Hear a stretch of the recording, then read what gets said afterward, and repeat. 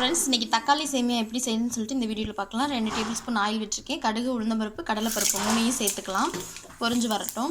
இப்போ நல்லா பொரிஞ்சிருச்சு. ஒரு சைஸ் பெரிய வெங்காயம், ஒரு பச்சை மிளகாய் இதோட சேர்த்துக்கலாம். இந்த தக்காளி சேமியா செய்கிறப்ப சைடிஷ் எதுவுமே தேவைப்படாது. தக்காளி போடுறதுனால டேஸ்ட்டு வேறு மாதிரி இருக்கும். நீங்களும் ட்ரை பண்ணி பாருங்கள். இப்போ வெங்காயம் நமக்கு நல்லா வதங்கி வரட்டும். இப்போ வெங்காயம் நல்லா வதங்கிடுச்சு. 2 தக்காளி இதோட சேர்த்துக்கிறேன். இப்போ தக்காளி வதங்கிறதுக்கு தேவையான அளவு சால்ட்டு சேர்த்துக்கலாம். இப்போ பாருங்கள் தக்காளி நல்லா வதங்கிடுச்சு. நான் ஒரு பாக்கெட் சேமியாவுக்கு ஒரு செம்பு அளவுக்கு தண்ணி சேர்த்துக்கிறேன். தண்ணி நல்லா கொதித்து வரட்டும். சேமியா சேர்த்துக்கலாம். நான் தாய் ரோஸ்டட் தமிழ் சேமியா தான் நான் எடுத்திருக்கேன். இப்போ தண்ணி நமக்கு நல்லா கொதிச்சிருச்சு. இப்போ நம்ம இதை ஆல்ரெடி ரோஸ்ட் பண்ணி வச்சுருக்காங்க. அதனால் சேமியாவை நம்ம அப்படியே சேர்த்துக்கலாம். சிம்மில் வச்சு 2 நிமிஷம் கிண்டிக்கலாம். இப்போ பாருங்கள் நம்மளோட தக்காளி சேமியா சூப்பராக ரெடி ஆயிடுச்சு. இதேமாதிரி நீங்களும் ட்ரை பண்ணுங்கள். இந்த வீடியோ பிடிச்சா லைக் பண்ணுங்கள். மறக்காமல் நம்ம சேனலை சப்ஸ்கிரைப் பண்ணுங்கள். Bye friends.